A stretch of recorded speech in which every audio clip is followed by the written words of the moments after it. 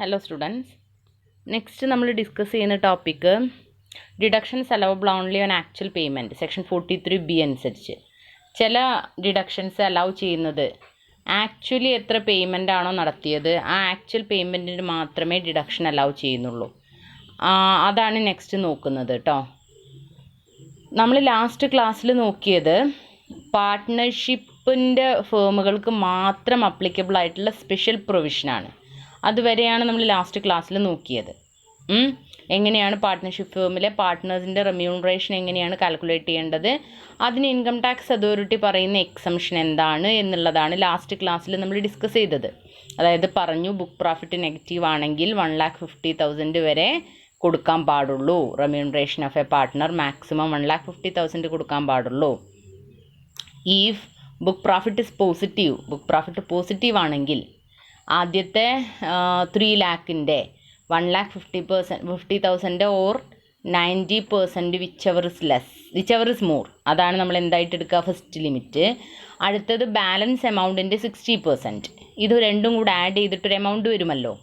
ആ amount profit and loss അക്കൗണ്ടിൽ ശരിക്ക് കൊടുത്തിട്ടുള്ള റെമ്യൂണറേഷൻ്റെ ഫിഗറുമായിട്ട് കമ്പയർ ചെയ്തിട്ട് അതിലേതാണോ ചെറുത് അതെന്ത് ചെയ്യാം, നമുക്ക് ഡിഡക്ഷനായിട്ട് കാണിക്കാം.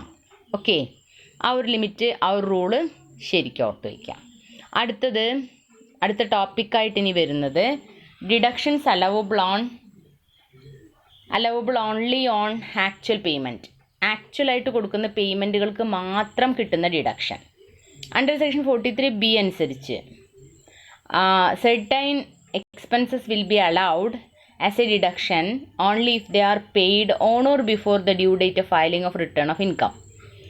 ഡ്യൂ ഡേറ്റിൻ്റെ മുമ്പായിട്ട്, അതായത് നമ്മൾ റിട്ടേൺ ഫയൽ ചെയ്യേണ്ട ഒരു ഡ്യൂ ഡേറ്റ് പറയുന്നുണ്ട്, September 30, November 30 അങ്ങനെ പറയുന്നുണ്ട് കേട്ടോ.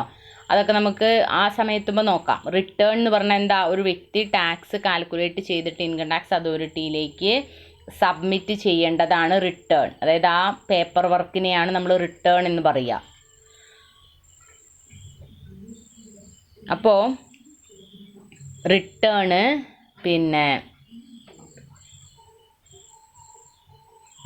ഫയൽ ചെയ്യുന്നത് ഇൻകം ടാക്സ് അതോറിറ്റിയിലേക്ക് നമ്മൾ എന്ത് ചെയ്യും, ഓരോ ഡേറ്റ് തന്നിട്ടുണ്ട്. ഇൻഡിവിജ്വൽ ആണെങ്കിൽ എന്നാണ്, അതേപോലെ തന്നെ ഫേം ആണെങ്കിൽ കമ്പനി ആണെങ്കിലൊക്കെ എന്നാണ് റിട്ടേൺ ഫയൽ ചെയ്യേണ്ടത് എന്നുള്ളത് വ്യക്തമായിട്ട് പറയുന്നുണ്ട് ഡേറ്റ്. അപ്പോൾ റിട്ടേൺ എന്ന് പറഞ്ഞാൽ അത്ര മാത്രമാണ് നിങ്ങൾ ഓർത്ത് വയ്ക്കുക. നമ്മൾ ഇൻകം ടാക്സ് അതോറിറ്റിയിലേക്ക് നമ്മളുടെ ടാക്സിൻ്റെ എല്ലാ ഡീറ്റെയിൽസും വരുന്ന ഒരു സ്റ്റേറ്റ്മെൻറ്റിനെയാണ് നമ്മൾ റിട്ടേൺ എന്ന് പറയുന്നത്. ഓക്കെ, അപ്പോൾ റിട്ടേൺ പേ ചെയ്യുന്നതിൻ്റെ, റിട്ടേൺ ഫയൽ ചെയ്യുന്നതിൻ്റെ ഡ്യൂ ഡേറ്റിന് മുമ്പായിട്ട് സെർട്ടൻ എമൗണ്ട്സ് പേ ചെയ്തിട്ടുണ്ടെങ്കിൽ നമുക്ക് ഡിഡക്ഷനായിട്ട് അലൗ ചെയ്യാം. എന്തൊക്കെയാണ്? Any sum payable by way of any tax, duty, cess, fee under any law. എന്തെങ്കിലും സമ്മ് എമൗണ്ട് പേ ചെയ്യുക. ഏതായിട്ട്? സെസ് ആയിട്ടോ ഡ്യൂട്ടി ആയിട്ടോ ടാക്സ് ആയിട്ടോ ബിസിനസ്സിൻ്റെ ആവശ്യങ്ങൾക്ക് വേണ്ടിയിട്ട് നിയമപരമായിട്ടുള്ള എന്തെങ്കിലും സെസ്, ഡ്യൂട്ടി, ടാക്സ് ഇതൊക്കെ കൊടുക്കുക. അത് ആക്ച്വലായിട്ട് പേയ്മെൻറ്റ് നടത്തിയിട്ടുണ്ടെങ്കിൽ നമുക്ക് എന്താണ് ഡിഡക്ഷനായിട്ട് അലൗ ചെയ്യാം. അടുത്തത് any sum payable by way of bonus or commission to the employee provided such bonus or commission to employee provided such bonus or commission is not by way of distribution of dividends of paid. Repetition വന്നിട്ടുണ്ട്, നോക്കിയിട്ട് എഴുതുക കേട്ടോ. അപ്പോൾ എന്താ പറഞ്ഞത്, ഏതെങ്കിലും സമ്മ് pay ചെയ്യുക by way of bonus or commission to employees provided such bonus or commission is not on way of distribution of dividend. Dividend അല്ലാത്ത രൂപത്തിൽ ഏതെങ്കിലും എംപ്ലോയിക്ക് ബോണസോ കമ്മീഷനോ പേ ചെയ്യുകയാണെങ്കിൽ ഡിഡക്ഷനായിട്ട് കാണിക്കാം. Okay, that is any sum payable by way of that is any amount, any money paid by way of bonus, commission to an employee other than dividend. Simply അത്രമാത്രം ഓർത്ത് വെച്ചാൽ മതി. ഓക്കെ, അതർ ദാൻ ഡിവിഡൻറ്റ് അല്ലാതെ എന്തായിട്ട് കൊടുക്കുക, ബോണസായിട്ടോ കമ്മീഷനായിട്ടോ ഏതെങ്കിലും എംപ്ലോയിക്ക് കൊടുത്തു കഴിഞ്ഞാൽ that is also allowed as a deduction. അടുത്തത് any interest on borrowings from public financial institution as per the terms and conditions of the borrowing. ഏതെങ്കിലും ധനകാര്യ സ്ഥാപനങ്ങളിൽ നിന്ന് ലോൺ എടുത്തിട്ടുണ്ടാവുക, ടേംസ് ആൻഡ് കണ്ടീഷൻ അടിസ്ഥാനപ്പെടുത്തിയിട്ട് ലോൺ എടുത്തിട്ടുണ്ടാവുക. ആ ലോണിന് വേണ്ടിയിട്ട് ഇൻട്രസ്റ്റ് പേ ചെയ്യാം. ഓക്കെ, അപ്പോൾ ബോറോയിങ്സിന് വേണ്ടിയിട്ട് ഇൻട്രസ്റ്റ് പേ ചെയ്താൽ that is also allowed as a deduction. Interest on term loans taken from scheduled bank, ഏതെങ്കിലും ഷെഡ്യൂൾഡ് ബാങ്കുകളിൽ നിന്ന് ടേം ലോൺ എടുത്തിട്ട് അതിനുള്ള interest. Any sum payable by the assessee in lieu of earned leave. Earned ലീവിന്, അതായത് പകരമായിട്ട് leave ഉണ്ടാവുമല്ലോ, ലീവിന് പകരമായിട്ട് ക്യാഷ് കൊടുക്കാം, അതിന് കുഴപ്പമൊന്നുമില്ല. അതെന്താണ്? Due date of filing of റിട്ടേണിൻ്റെ മുമ്പ് കൊടുക്കണം നിർബന്ധം. ഇത്രയും എമൗണ്ട് സെക്ഷൻ 43B അനുസരിച്ച് ആക്ച്വൽ എമൗണ്ട് പേയബിൾ, ഇപ്പം നമ്മൾ നേരത്തെ പറഞ്ഞ ഡിഡക്ഷൻ ഒന്നും അല്ലാതെ നമുക്ക് എന്താണ് ആക്ച്വൽ എമൗണ്ട് പേയബിളുമേ due date of filing of റിട്ടേണിൻ്റെ മുമ്പായിട്ട് എമൗണ്ട് പേ ചെയ്യുകയാണെങ്കിൽ ഡിഡക്ഷനായിട്ട് അലൗ ചെയ്യാം. എന്തൊക്കെയാണ്? Any sum payable by way of tax, duty, cess, fee. അതേപോലെ തന്നെ any sum payable by way of bonus, commission to an employee not distributed by way of dividend, any interest on borrowings of public financial institution, any interest on term loans from scheduled bank, any sum payable by an assessee in lieu of earned leave. ഇത്രയും കാര്യങ്ങൾക്കുള്ള amount ഡിഡക്ഷനായിട്ട് കാണിക്കാം. അടുത്ത topic profit chargeable to tax. Income tax act അനുസരിച്ച് ഈ ഒരു profit and gain of business or profession എന്നുള്ളതിൽ എന്തെല്ലാം ഇൻകങ്ങളാണ് ചാർജബിൾ എന്നാണ് നോക്കുന്നത്. That is profit chargeable to tax. First of all, recovery of any loss or expenditure allowed as deduction in an earlier will be assessed as deemed profit and tax. മുന്നേ നമ്മൾ ഡിഡക്ഷനായിട്ട് കാണിച്ചത് എന്തെങ്കിലും പിന്നീട് നമുക്ക് തിരിച്ചു കിട്ടിയാൽ that is allowed as a deduction. Okay, that is recovery of any loss. Earlier we provided it as a dividend. Okay, recovery of any loss earlier we have allowed as a deduction will be deemed as, പരിഗണിക്കപ്പെടും, will be deemed as profit and taxed. Okay, will be deemed as profit and taxed. Profit on sale of asset on which depreciation is claimed as per straight line method is treated as deemed profit and taxed. Income tax authority allowable only the deduction that is ഏത് മെത്തേഡാണ് ഞാൻ പറഞ്ഞിരുന്നു, WDV method. Income tax authority accepted ആയിട്ടുള്ള depreciation method എന്ന് പറയുന്നത് return down value മെത്തേഡാണ്, WDV മെത്തേഡാണ്. If the firm is charged depreciation on straight line basis, that amount of depreciation is deemed as a profit and will be taxable. Okay, ആ amount എന്തായിട്ട് കണക്കാക്കും? deemed as profit and will be taxable. So that amount is also taxed under this head, that is profit and gain of business and profession. Sale of asset used for scientific research. നമുക്കറിയാം section 35 നമ്മൾ scientific റിസർച്ചിൻ്റെ exemption പറഞ്ഞിരുന്നു. അപ്പോൾ ആ scientific റിസർച്ചിന് വേണ്ടിയിട്ട് use ചെയ്യുന്ന any asset that can be sold, that will be also taxable under this head. Recovery of bad ഡെപ്റ്റ് it is treated as deemed profit and taxed. മുന്നേ നമ്മൾ ബാഡ് ഡെപ്റ്റ് ആയിട്ട് അൺറിക്കവേർഡ് എന്ന് പറഞ്ഞിട്ട് പ്രോഫിറ്റ് ആൻഡ് ലോസ് അക്കൗണ്ടിൻ്റെ debit സൈഡിൽ debit ചെയ്യപ്പെട്ട ബാഡ് ഡെപ്റ്റ് റിക്കവേർഡ് ലേറ്റർ, പിന്നീടൊരു ദിവസം റിക്കവർ ചെയ്തു.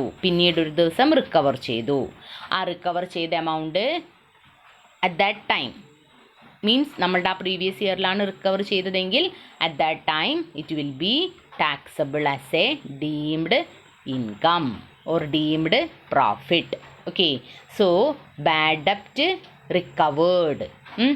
If bad debt is allowed as a deduction and can be recovered earlier, that can be taxed in the hands of an assessee under this head.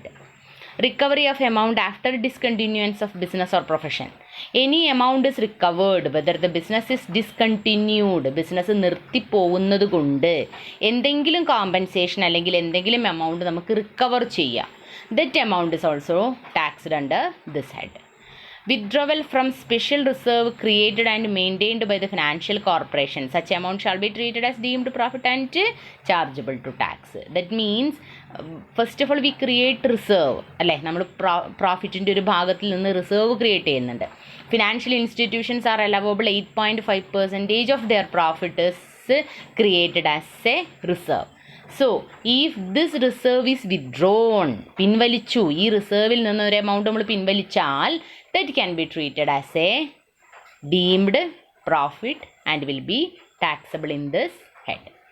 So, these are the amount or profit. Apart from normal business profit, all these profit are chargeable under this head. സാധാരണ നമുക്ക് ബിസിനസ്സിൽ നിന്ന് കിട്ടുന്ന current year പ്രോഫിറ്റിൻ്റെ പുറമേ ഈ പറയുന്ന പ്രോഫിറ്റുകളെല്ലാം എന്തിൽ chargeable ആണ്? Profit and gain of business and profession എന്നുള്ള ഹെഡിൽ ചാർജബിൾ ആണ്. ഓക്കെ, അപ്പോൾ ഇത്രയും പറഞ്ഞ ഇൻകംസ് എവിടെ ചാർജബിൾ ആണ്? ഈ ഒരു ഹെഡിൽ ചാർജബിൾ ആണ്. അടുത്ത topic, valuation of stock. Income tax act does not prescribe any rule for valuing the tax stock of a business organisation. Income tax ആക്റ്റിൽ പ്രത്യേകിച്ചൊരു റൂളൊന്നുമില്ല for valuing the stock. Therefore normally in the accounting rule stock is valued at cost or market price whichever is less. Okay, as per the general accounting principle, cost principle നമ്മൾ ഏത് രീതിയിലാണ് value ചെയ്യുന്നത്? Stock cost or market price whichever is less. Generally, the stock is valued at cost or market price, whichever is less. But in the case of Income Tax Act, there is no specific rule or there is no specific method for valuation of a stock. Section 145A provides that both opening and closing stock of the previous year should be made using the same method. 145A അനുസരിച്ച് ഈ opening സ്റ്റോക്കിനും closing സ്റ്റോക്കും previous ഇയറിലുള്ള opening സ്റ്റോക്കും closing സ്റ്റോക്കും ഒരേ മെത്തേഡിൽ തന്നെ വാല്യൂ ചെയ്തോളാനാണ് പറയുന്നത്. അതല്ലാതെ ഡിഫറെൻറ്റ് മെത്തേഡ് യൂസ് ചെയ്യേണ്ട, ഒരേ മെത്തേഡിൽ തന്നെ വാല്യൂ ചെയ്യുക. അപ്പോൾ നമ്മൾ സാധാരണ ബിസിനസ് ഓർഗനൈസേഷൻ യൂസ് ചെയ്യുന്ന method generally accepted accounting principle പ്രകാരം നമ്മൾ യൂസ് ചെയ്യുന്ന മെത്തേഡ് എന്ന് പറയുന്നത് ഏതാണ്? Cost or market price whichever is less. That's all. അപ്പോൾ ആ മെത്തേഡ് വെച്ചിട്ട് നമ്മൾ എന്ത് ചെയ്യുന്നു? സ്റ്റോക്ക് വാല്യൂ ചെയ്യുന്നു. വേറൊന്നും പ്രത്യേകിച്ച് സ്റ്റോക്കിനെ കുറിച്ചൊന്നുമില്ല. അതൊരു ജസ്റ്റ് ചെറിയ ഹെഡിങ് ആയിട്ട് കൊടുത്തിട്ടുണ്ട് എന്ന് മാത്രം. ഓക്കെ, പ്രത്യേകിച്ച് വേറൊന്നും നമ്മളവിടെ കോൺസെൻട്രേറ്റ് ചെയ്യേണ്ട ആവശ്യം വരുന്നില്ല. ഇനി നമുക്ക് പ്രോബ്ലത്തിലേക്ക് കടക്കാം. ഫസ്റ്റ് ഒരു ഇല്ലുസ്ട്രേഷൻ നോക്കാം. ജസ്റ്റ് സിമ്പിളായിട്ടുള്ള ചെറിയൊരു പ്രോബ്ലം.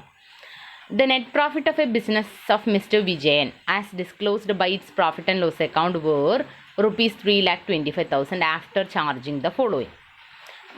മിസ്റ്റർ വിജയൻ എന്ന് പറയുന്ന ആൾക്ക് അയാളുടെ പ്രോഫിറ്റ് ആൻഡ് ലോസ് അക്കൗണ്ടിൽ 3,25,000 രൂപ പ്രോഫിറ്റ് കിട്ടിയിട്ടുണ്ട്.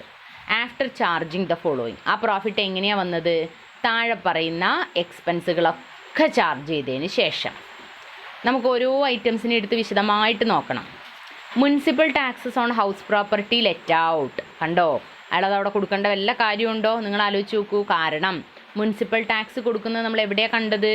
ഹൗസ് പ്രോപ്പർട്ടിക്കാണ് കണ്ടത്. അതെന്തിനാണ് ബിസിനസ്സിൽ കൊടുക്കുന്നത്? കാരണം അയാൾ ലെറ്റ് ഔട്ട് ചെയ്യുന്ന വാടകയ്ക്ക് കൊടുക്കുന്ന ഒരു വീടിൻ്റെ മുനിസിപ്പൽ ടാക്സ് 3,000 ഉണ്ട്. അതെവിടെ കാണിച്ചാൽ മതി? ഹൗസ് പ്രോപ്പർട്ടിയിൽ കാണിച്ചാൽ മതി. അതല്ലാതെ profit and gain of business and പ്രൊഫഷനിൽ കാണിക്കണോ? കാണിക്കേണ്ട. ഇത്രയും എക്സ്പെൻസുകൾ അയാൾ ചാർജ് ചെയ്തിട്ടാണ് അയാൾക്ക് 3,25,000 പ്രോഫിറ്റ് വന്നിരിക്കുന്നത്.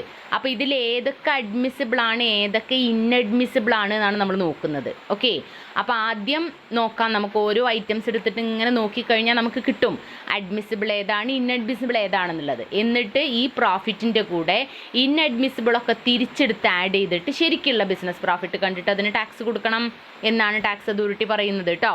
അപ്പോൾ എന്ത് ചെയ്യുക? ഫസ്റ്റ് ഓഫ് ഓൾ നമ്മൾ എന്ത് ചെയ്തു? ഇപ്പോൾ പറഞ്ഞു municipal tax on house property let out ആയിട്ടുള്ള ഒരു ഹൗസ് പ്രോപ്പർട്ടിയുടെ മുനിസിപ്പൽ ടാക്സ് അതെവിടെയാണ് കാണിക്കേണ്ടത്? ഹൗസ് പ്രോപ്പർട്ടിയിൽ കാണിക്കേണ്ടതാണ്. അപ്പോൾ അതുകൊണ്ട് ശരിക്കും ഇവിടെ കാണിക്കാൻ പാടില്ല. പ്രോഫിറ്റ് ആൻഡ് ലോസ് അക്കൗണ്ടിൻ്റെ ഡെബിറ്റ് സൈഡിൽ ഒരിക്കലും കാണിക്കാൻ പാടില്ല. ബാഡ് ഡെപ്റ്റ് റിട്ടേൺ ഓഫ് അതൊക്കെയാണ് അല്ലേ? നമ്മൾ കടത്തിന് വിൽക്കുന്ന ഒരു സ്ഥാപനമാണെങ്കിൽ ബാഡ് ഡെപ്റ്റ് വന്നു കഴിഞ്ഞാൽ എന്തുണ്ടാവും? സ്വാഭാവികമായിട്ടും ബാഡ് ഡെപ്റ്റ് വന്നാൽ നഷ്ടം വരും. അതുകൊണ്ട് അത് പ്രോഫിറ്റ് ആൻഡ് ലോസ് അക്കൗണ്ടിൻ്റെ ഡെബിറ്റ് സൈഡിൽ കാണിച്ചോളാൻ നമ്മളോട് പറയുന്നുണ്ട്. ഒരു കുഴപ്പമില്ല, നമുക്ക് കാണിക്കാം. പ്രൊവിഷൻ ഫോർ ഡൗട്ട്ഫുൾ ഡെപ്റ്റ് നമുക്ക് കാണിക്കാൻ പാടില്ല. പ്രൊവിഷനുകളൊന്നും നീക്കുന്നത് അലവബിൾ അല്ല. ബാങ്കിങ് അതോറിറ്റിക്ക് മാത്രം അല്ലെങ്കിൽ ഫിനാൻഷ്യൽ ഇൻസ്റ്റിറ്റ്യൂഷന് മാത്രമേ എന്ത് കാണിക്കാൻ പാടുള്ളൂ? റിസർവും പ്രൊവിഷനൊക്കെ കാണിക്കാൻ പാടുള്ളൂ. ഓക്കെ, അപ്പോൾ പ്രൊവിഷൻ ഫോർ ബാഡ് ഡെപ്റ്റ്, ഡൗട്ട്ഫുൾ ഡെപ്റ്റിന് വേണ്ടിയിട്ട് പ്രൊവിഷൻ അയാൾ നീക്കിയിട്ടുണ്ട്. പ്രൊവിഷൻ ഫോർ ടാക്സേഷൻ, ടാക്സിന് വേണ്ടിയിട്ട് അയാൾ പ്രൊവിഷൻ നീക്കിയിട്ടുണ്ട്, അതൊരിക്കലും പാടില്ല. ഡിപ്രീസിയേഷൻ കൊടുക്കാം, കുഴപ്പമൊന്നുമില്ല. ഓക്കെ, ഡിപ്രീസിയേഷൻ നോർമലി ബിസിനസ്സിൽ സംഭവിക്കുന്നതാണല്ലോ ഡിപ്രീസിയേഷൻ അലവബിൾ ആണ്. Depreciation allowable as per rules 20,000. കണ്ടോ, ശരിക്കും അയാൾ കൊടുത്തു ഡിപ്രീസിയേഷൻ 25,000, പക്ഷേ അയാൾക്ക് എത്ര ഡിപ്രീസിയേഷൻ അർഹതയുള്ളൂ? 20,000 ഡിപ്രീസിയേഷനേ അർഹതയുള്ളൂ. നമ്മളോട് കാണാൻ പറഞ്ഞു ascertain taxable business profit. Taxable ആയിട്ട് ഇയാളുടെ ബിസിനസ്സിൻ്റെ പ്രോഫിറ്റ് എത്രയാണെന്നുള്ളത് കണ്ടുപിടിക്കണം. നോക്കാം നമുക്ക്. ഫസ്റ്റ് ഓഫ് ഓൾ നമ്മൾ നെറ്റ് പ്രോഫിറ്റ് എടുത്തു 3,25,000. Add inadmissible deduction. ഇയാൾ പ്രോഫിറ്റ് ആൻഡ് ലോസ് അക്കൗണ്ടിൽ ഇയാൾക്ക് അർഹതയില്ലാതെ എന്തൊക്കെ ഡിഡക്ഷനാണോ കാണിച്ചത് അതിനെല്ലാം തിരിച്ചെടുത്ത് ആഡ് ചെയ്യണം. റിപ്പീറ്റ് ചെയ്തൊരു 2 times ഒക്കെ കേട്ടാലേ മനസ്സിലാവുള്ളൂ കേട്ടോ. ഇൻഅഡ്മിസിബിൾ ഡിഡക്ഷൻ, ഇയാൾക്ക് അഡ്മിസിബിൾ അല്ലാത്ത ഡിഡക്ഷൻസ് എന്തൊക്കെ ഇയാൾ പ്രോഫിറ്റ് ആൻഡ് ലോസ് അക്കൗണ്ടിൽ കാണിച്ചിട്ടുണ്ടോ അതിനെയെല്ലാം തിരിച്ചെടുത്ത് ആഡ് ചെയ്യണം. ഇവിടെ ഇൻഅഡ്മിസിബിൾ ഡിഡക്ഷൻ എന്തൊക്കെയാ? ആദ്യം ഞാൻ പറഞ്ഞു മുനിസിപ്പൽ ടാക്സ് പെയ്ഡ്, ഹൗസ് പ്രോപ്പർട്ടിക്ക് കൊടുക്കേണ്ട മുനിസിപ്പൽ ടാക്സാ. അത് ഇയാൾ ഇവിടെ പ്രോഫിറ്റ് ആൻഡ് ഗെയിനിൽ കാണിക്കേണ്ട ആവശ്യമുണ്ടോ? ഒരിക്കലും ഇല്ല. അപ്പോൾ അതുകൊണ്ട് അത് നമ്മൾ എന്ത് ചെയ്തു? തിരിച്ചെടുത്ത് ആഡ് ചെയ്യണം. പ്രൊവിഷനുകളൊന്നും നീക്കാൻ പാടില്ല എന്ന് ഞാൻ പറഞ്ഞു. അതുകൊണ്ട് പ്രൊവിഷൻ ഫോർ ടാക്സും എടുക്കണം, പ്രൊവിഷൻ ഫോർ ബാഡ് ഡെപ്റ്റും കൊടുക്കണം. രണ്ടും എടുത്തു, 16,000ഉം 15,000ഉം. ഡിപ്രീസിയേഷൻ നമ്മൾ നേരത്തെ ക്വസ്റ്റ്യനിൽ കണ്ടു, 25,000 അയാൾ കൊടുത്തിട്ടുണ്ട്. അയാൾക്ക് എത്രയ്ക്കുള്ള അർഹതയുള്ളൂ? 20,000നുള്ള അർഹതയുള്ളൂ. അപ്പോൾ അതുകൊണ്ട് അതിലൊരു എക്സസ് എത്ര വരുന്നുണ്ട്? 5,000 വരുന്നുണ്ട്. ആ 5,000 നമ്മൾ തിരിച്ചെടുത്ത് ആഡ് ചെയ്യണം. കാരണം ഇയാൾക്ക് അർഹതല്ലല്ലോ, അർഹതപ്പെട്ടത് മാത്രമേ ഇൻകം ടാക്സ് അതോറിറ്റി കൊടുക്കാൻ പറയുന്നുള്ളൂ. അപ്പോൾ ഇത്രയും എമൗണ്ട് തിരിച്ച് പ്രോഫിറ്റിൻ്റെ കൂടെ ആഡ് ചെയ്ത് കഴിഞ്ഞാൽ ശരിക്കുള്ള ഇയാളുടെ ബിസിനസ് പ്രോഫിറ്റ് എന്ന് പറഞ്ഞിട്ട് എത്രയാണ് വരുന്നത്? 3,64,000. നോക്കൂ, ഇയാളുടെ തോന്നിയ ഡിഡക്ഷനൊക്കെ കാണിച്ചിട്ട് ഇയാൾക്ക് എത്ര പ്രോഫിറ്റ് വന്നിരുന്നത്? 3,25,000. അപ്പോൾ അയാൾ പ്രോഫിറ്റ് കുറച്ച് കാണിച്ചതല്ലേ? എന്തിനു വേണ്ടിയിട്ടാണ്? ടാക്സ് കുറയ്ക്കാൻ വേണ്ടിയിട്ടേ. അത് നമ്മൾ അംഗീകരിച്ചു കൊടുക്കൂല, ടാക്സ് അതോറിറ്റി അത് അംഗീകരിച്ചു കൊടുക്കൂല. ഇൻഅഡ്മിസിബിൾ ആയിട്ട് എന്തൊക്കെയാണോ അയാൾ profit and loss account debit സൈഡിൽ കാണിച്ചിരിക്കുന്നത് അതെല്ലാം തിരിച്ചെടുത്ത് ആഡ് ചെയ്തു. അങ്ങനെ നമുക്ക് പ്രോഫിറ്റ് വന്നു എത്ര? 3,64,000. ഓക്കെ, ഈ രീതിയിലാണ് നമ്മൾ പ്രോബ്ലം ചെയ്യേണ്ടത് കേട്ടോ. Okay, thank you.